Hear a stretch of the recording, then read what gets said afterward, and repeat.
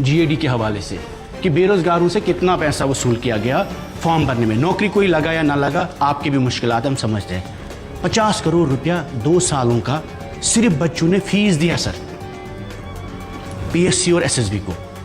आप लोगों ने कहा हम माफ करेंगे, नौकरी नहीं देंगे, कोई मसला नहीं है सर, लेकिन फीस तो वापस दीजिए कम से कम।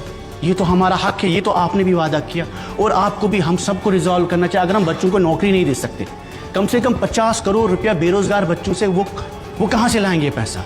कई लोगों के पास डिग्रियां है, स्कॉलरशिप से पढ़ा है, मिन्नतें कर करके पढ़ा है, फिर 1000-2000 रुपया वो पीएससी और एसएसबी। पीएससी एसएसबी सर ये सरकार है, government has to be compassionate. अगर एलजी साहब के पास पावर है, government has to take up. आप लोगों को ये इश्यूज एड्रेस करने हैं, चाहे जो भी है। और कम से कम यहाँ तो इलेक्टेड गवर्नमेंट 50 करोड़ रुपया या तो वेव ऑफ करे या तो जवानों को वापस दे, बेरोजगारों को। चलो आप सिलेक्ट नहीं हुए बट आपका पैसा आपको वापस मिलेगा। ये सिर्फ 2 साल का हिसाब है सर। जम्मू कश्मीर एक नौजवान स्टेट है, बार बार हम कहते आ रहे हैं 70% आबादी नौजवानों की है।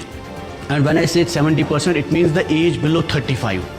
35 साल की उम्र की कम आबादी 70 साल के आसपास है, और यही है जिसमें 32% अनएम्प्लॉयमेंट रेट हाईएस्ट है पूरे इंडिया में इस वक्त। इसी रेट में sir 42% of our young people are undergoing depression.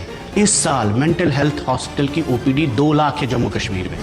और मैं इसलिए बता रहा हूँ आपको नंबर्स, क्योंकि नौजवानों में डिप्रेशन है, स्ट्रेस है, एंजाइटी है, और उनकी उम्मीद आज की तारीख में मिलिटेंसी, सेपरेटिज्म, पथराव पाकिस्तान से नहीं, उम्मीद इस हाउस से है, इस हुकूमत से, इस ऐवान से है। जो कुछ भी है, कम है ज़्यादा है, अपने ही मुल्क से है, अपने ही ऐवान से, अपने ही लीडरों से है।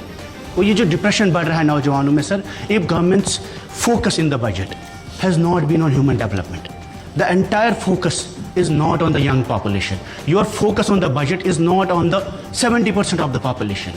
जो victims है वायलेंस के, हालात के, या जिस भी सियासत के, जब तक हुकूमत एड्रेस नहीं करेगी नौजवानों के प्रॉब्लम्स को और बेरोजगारी के मसले,